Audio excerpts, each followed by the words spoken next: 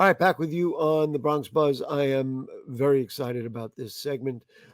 We are going to bring in a couple of wonderful people, one of whom is my longtime friend, the executive director of the Bronx River Art Center. So we say hi to Gail Nathan. Nice to see you, Gail. And Gail brought along a curator who apparently has some history in the Bronx, but a lot of history with her native Ukraine, and that is Irina Danilova. Irina, nice to have you with us. Gail, Peremoha is the exhibit which you said to me, Gary, I am so excited about this exhibit. Tell us what it is, and then we'll let Irina really describe some of the incredible things going on here. Right. Well, the exhibit is Peremoha, which is an exhibit of 5 Ukrainian women artists who are living in Ukraine and living through the war. And they are expressing their intense emotions about the war.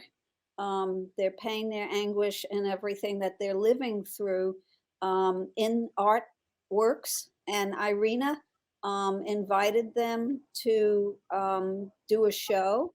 Irina, who is an incredible artist and also curates a lot of shows, Right. and she made this show, and she actually made it for a space down on the Lower East Side called White Box. And I, as a friend of Irina's and someone who follows her work, went down to see it, and I just immediately said, Irina, we have to We show got to this. have it. But now you also just told me before, and Irina has history in the Bronx. She's won a Brio Award, which is the Bronx recognizes its own. So I guess it makes sense. I'm going to just say right away, so people will know, Wednesday, March 22nd, from 6 to 9. That's the opening of this extraordinary exhibit. So I want to lay that out there. And Irina, I'm going to mispronounce the names, but I'm going to try my best. Olia Fedorova, Daria Koltsova, Maria Kolikovska, Natalia Lisova, and Maria Prashkowska are the 5 artists. Tell me about them and their experiences and what they are and what you are helping them depict in this wonderful exhibit that's going to be at the Bronx River Art Center. Yeah, all 5 artists, they actually from Ukraine, the Ukrainian artists. Some of them refugees right now because they have little kids, and one of them, Maria Kulikovska, just delivered kid before war, like months before. And so those with kids, of course, left Ukraine. And when I started to think about how is it possible actually to make any art during the war, except for, of course, ideological art, like propagandistic art, like posters and stuff.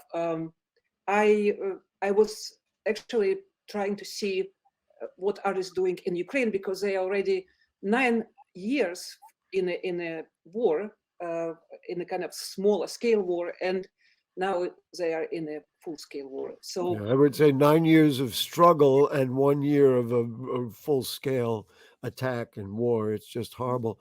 And so what you found was it is able, I mean, which to me, I can't even imagine living under those conditions, but creative people just need to create and express, right? I mean, that's basically what we're learning here. yeah, those 5 artists, they are absolutely incredible, and their works actually different in a way, because some works directly refer to the war, and some works actually maybe were not directly referred to the war, but their perception of those works changes because of the war. So this exhibition is, I think it's very interesting from this point of perspective, but also I want to say that it was a great, absolutely, show in Peremoha, in a white box space. But now I would like to make it a little bit different, and also I would like to add some stuff and some other, first of all, some other works of artists themselves. We have artists who is coming. Daria Koltsova, she is coming from Oxford. She's right now in Oxford. Wow. To make a live performance during the opening. And also I would like to, because one of the main goals is to bring Ukraine closer to American public, closer to American viewer, and also to show our mutual effort toward Peremoha, which is victory in Ukraine. And also, so I also invited artist who was documenting every event on 42nd Street in Russian embassy, by the Russian embassy, by Ukrainian embassy, Right. every public event in New York. So we also am hoping to include that in the show too. His name is We Alexei Zadans. we want to show some of the work. Gail, just before we do that, for you, why is this so important to do, and why were you so compelled to say, you know what, we got to do this? Well, of course, I followed from the very beginning, even back when the Crimea war happened, that just sort of came and went, and Russia took over the whole Crimean area. You know, the threat was there for a long time, not only against Ukraine, and this is what's so important, but anybody who's been following it, it's against the whole of Western Europe, which is NATO Of course, yeah. and the United States. And Putin has been saying some very, very awful things about us. And you know, this looks just like the beginning of World War II. And Well, World War II. I'm thinking about World War III. that's what I'm saying. It's Yeah. looking like the beginning of World War II. It means that, you know, we're close to a world war, and We- this time with nuclear weapons. People in America and people in the Bronx need to listen up, because democracy is on the line. On and the line. I Israel- want to make sure we have enough time to show some stuff. To me, you know, we see the news, we read the papers, we see all that, but get an artist's point of view. I mentioned at the top, it hits you in your soul, so to speak. So, Anderson, just show us one. The first piece I saw, and I was like, my goodness. You know, at first I was like, what is that? Are those actual feet that were Yes, taken? it's actually feet. It's cast by Maria Kulikovska, cast of her feet, and they are Of filled her with feet. either flowers or both flowers and bullets. So it's Wow. yes, she's doing a series of A- work. And without words, listen, and I'm just I'm, you know, and I'm an amateur viewer. Without words, it just communicates some of the horror of what is Right, going right. on. Like they were cutting off feet that were I bound. get it. I can't even think of it. Right. Let's look at the next one. But it's real. It's real. Don't ask me to fight my anger as long as my anger helps me fight. Rather simple, but you can understand the expression. Irina, do you want to mention whose work that is? This artist from Kharkiv, Oля Fedorova, and yeah, he's doing right now very straightforward and very brave messages. Right. Addressing Russians, addressing. This is all. And the It's fact that- absolutely breathtaking. Go ahead, Gail. I'm And the sorry. fact that it's on this crinkled paper, Sure. with handwritten, you know, nothing fancy. It's Right. like that in and of itself is the artistic form that helps get the message across.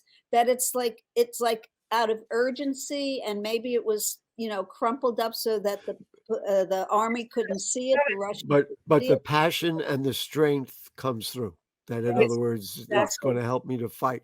That, Right. you know, as opposed to just, you know, giving in, which is what I think the world thought was going to happen in Ukraine. It's All right, let's. it's this style because she started to write it in being in a basement during the. I mean, from Kharkiv. Kharkiv was, you know, Yeah, under the bombing, and still under the under bombing. siege. Yeah.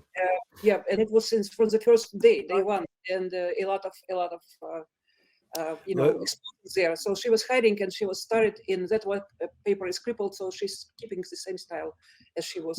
Let's show another. I'm ready. You know, talk about tree huggers. It's a photograph, I guess, right? Yes, it's photograph of performance of Natalia Lisova, and originally this performance actually was environmental, not as about war. But when I saw the works, when I was going through the works of this artist, of course, this work talked to me about love to the land, love to the country, in a war, from war perspective. Yeah, but also holding on to something strong and And something. holding on and keeping. Yeah, that's Yes, that's a good point. Yes. absolutely. All right, I think we have another. Let's just see what we've got. Oh, and this was just incredibly sad and powerful. I think it Um, doesn't any words right now. It's Maria Prashkovska and whatever happens in the war and how many bodies in the plastic bags right now. So it speaks for itself. It was. I have to ask, was that an actual body or was that just a piece of artwork that was created? It's herself.